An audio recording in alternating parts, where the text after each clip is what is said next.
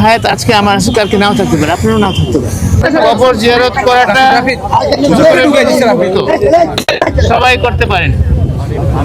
সেই হিসেবে আমি ব্যক্তিগতভাবে আজকে আমার আবেগ থেকে, আমার অনুভূতি থেকে আমার নেত্রী এবং আমার নেতা কবর জিয়ারত করার জন্য আমার মন চাইছে।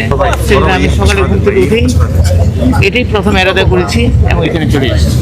কোনো এটা রাজনৈতিক কোনো পরিকল্পনা বা কোনো সিদ্ধান্তের বিষয়, এটা আমার ব্যক্তিগত আবেগ এবং আমার ব্যক্তিগত ভাবে তো আমার অনুভূতি থেকে আমি আসছি, আমি অনুমতি চাইছি, আমাকে অনুমতি দিয়েছি। ব্যক্তিগতভাবে আপনি এসেছেন, ব্যক্তিগতভাবে আসছি, আমি অনুমতি চেয়েছি।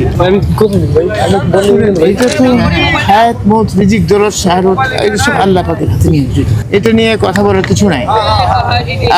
হায়াত আজকে আমার আছে, কালকে নাও থাকতে পারে, আপনারও নাও থাকতে পারে। তো সেটা তো যে কোনো সময় যে কোনো মৃত্যুবরণ হতে পারে, তাই না? সেটা নিয়ে আমরা কথা না বলি এবং সেটা রাজনীতিতে প্রভাব কি পড়বে সেটা তো যখন রাজনীতির নির্বাচন হবে তখনই বোঝা যাবে। অ্যাডভান্স কথা বলার কোনো সুযোগ তো নাই।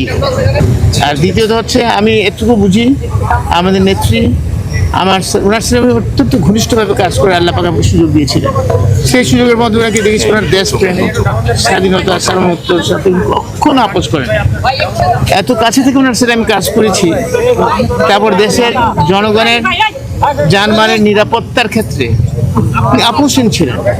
যখন আমি যা চেয়েছি নির্দেশে তাই উনি আমাকে দিয়ে দিয়েছে। আমি বলছি যেটা করার জন্য আপনারা দেখেছেন যে র্যাব গঠনের ব্যাপারে, এবং র্যাবকে কিন্তু তখন রাজনৈতিকভাবে একদিনের জন্য 1 ঘন্টার জন্য আমরা ব্যবহার করি না।